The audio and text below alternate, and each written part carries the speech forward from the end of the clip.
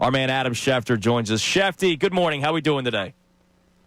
Andrew, John, good morning to you. How are we doing? I mean, it's fun. It's sure. It's been dramatic. We have not been short on content.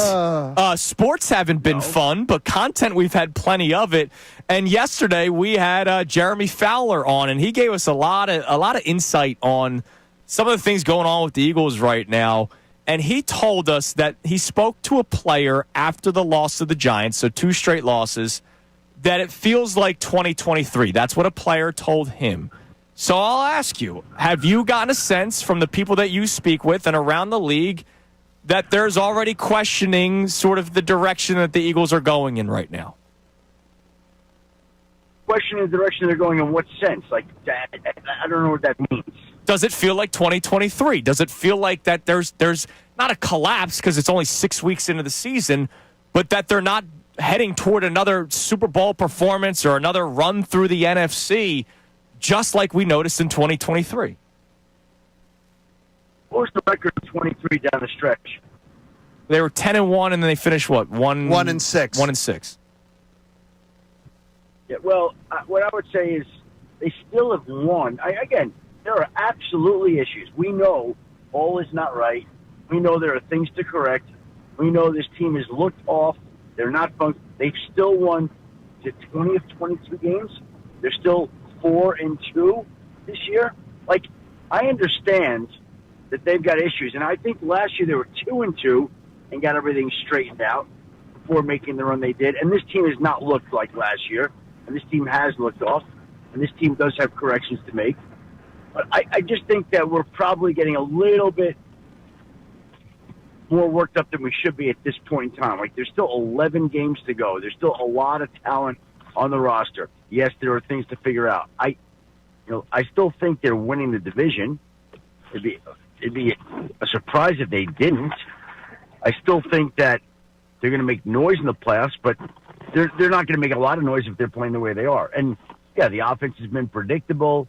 The run game's been off. The offensive line's been banged up. The defense has got holes. There are real things to fix. Listen to what you just rattled off, though. Adam, we're talking about the Super Bowl champions, and you just rattled off a laundry list that maybe if you were doing a hit with the Cleveland Browns, I could understand it. We're talking about the Super Bowl champs, who we all agreed in the summer were, if not the best roster in the NFL, one of them. And this team's playing like this. This is completely unacceptable. Oh, well, unacceptable would be too strong a word, John. Unacceptable would be... What would be your word? Jets record at this point. Disappointing. Frustrating. Okay. Underachieving. That's me. It's bad. I mean, it's bad when your eyeballs are telling you. I mean, I watch NFL Live, as often as I can, and I watch Dan Orlovsky just picking it apart and just saying this offense it's terrible. I mean, I've heard the words. It's terrible. They're not, and nothing's getting fixed. It's week 7. We're going into week 7, and nothing is getting fixed. The same things Danny was saying week 4, week 5, weeks. It's the same stuff, and it's not getting fixed. And I think that's what's part of the frustration. Yeah, well, listen, it has been the same thing. And it may be that that's who they are. They're a 4-2 team that's flawed. That's very possible that's who they are. I mean, usually that's how things go. Now, again, last year they got some things figured out, got it corrected, and were able to go on to have the postseason success that they did. That might happen, John. That might happen. When you say usually right? That's how things go, what do you mean usually that's how things go? More often than not, teams have problems early in the year. I don't know necessarily that they solve all those problems. And usually those problems stick with a team. Again, last year, Philly got things corrected when they were 2-2, and they took off. More often than not, teams don't take off. The great ones do. Okay. And that's the challenge for this team. If they're a great team, they'll figure it out. They'll get it corrected, and they'll take off. And if they're not, then we'll continue to have the conversations like this all during the season into the off season as they make changes. Now, unfortunately for the Eagles, one of their better players at this stage of the season because of Nolan Smith's injury was Zadarius Smith, and he said, I'm out. I'm retiring. Have you heard more on the decision by Zadarius Smith to retire from the sport of football? Yeah, I don't know what went into that, but, listen, you got to be fully in to play this sport at a high level, and clearly he just had enough at that point in time. I don't know why he decided to walk. The guy that signed late, did he not go to training camp because he didn't want to play, and then he talked himself into playing, and then he found out, you know what, I don't want to do this. Like, it takes a lot to play the sport, and if you're not fully in, it's hard to do it. When I'm looking at the NFC, top to bottom, I mean, it's pretty incredible right now when we're talking about the you got to go to the 13th team in the conference to find a losing record. That's really, really deep right now. Are you believing that we're going to start to see some teams shake out and separate themselves from the pack? Or do you think that maybe there's some teams that you're in your mind already have? But it feels like this year, it feels like there are more teams that have a chance than in recent years. Like, I mean, you could make the argument for the Eagles have been flawed. Last when I said it, like, our last memory of the Giants, they look like a tough team on Thursday night. Are they going to be good enough to string together some wins for a playoff push, which I never would have imagined. But we know what a talented young quarterback can do and the juice he can bring to a franchise. And Jackson Dart seems like he's done that with Cam Scatterbull. Like, those two guys together, it feels like they've single-handedly turned around the feeling and perception around that entire franchise. Two rookies, which is incredible to me. The North has Green Bay, Detroit, Minnesota, Chicago, like four teams right now that you say, okay, I could see any one of them making a playoff run. The South, I'm looking at, Tampa and Atlanta. The West has got the Rams. 49ers are decimated, but have been good. Seahawks are better than people were. Like, there's a lot of good teams. How that's going to shake out, we'll see over the next 11 weeks or so. Schefter, it's crazy. We blinked and we're like 2 weeks away from the NFL trade deadline, which is insane. Tuesday, November 4th, we're getting closer. We know that the Eagles decided to sort of cut bait with some players this past offseason because they have to think about players down the road who they're going to pay, like a Jalen Carter. Is there wiggle room for the Eagles to make an aggressive trade? Do you believe Howie will make it? And when I say aggressive trade, big name player for the edge position or a cornerback, or do you think Howie has to kind of stay status quo because he's got to think about who he's paying down the road? No, I think he'll make a trade before the deadline, maybe two. Like, it just depends on the opportunities that present themselves. But that's what he does. He's always on the phone with teams, always making calls. I expect that he'll be doing that again, and that's just what they do. I think he'll make a move. Do you believe it's going to be an active trade deadline across the league? With names. Yeah. Well, if you go back and look, 2015, in the month of October leading up to the trade deadline, there were 4 total trades. 4. Two of the last 3 years, in the month of October leading into the trade deadline, there were 18 trades. So clearly, the amount of trades has increased dramatically. There's been a huge uptick in activity.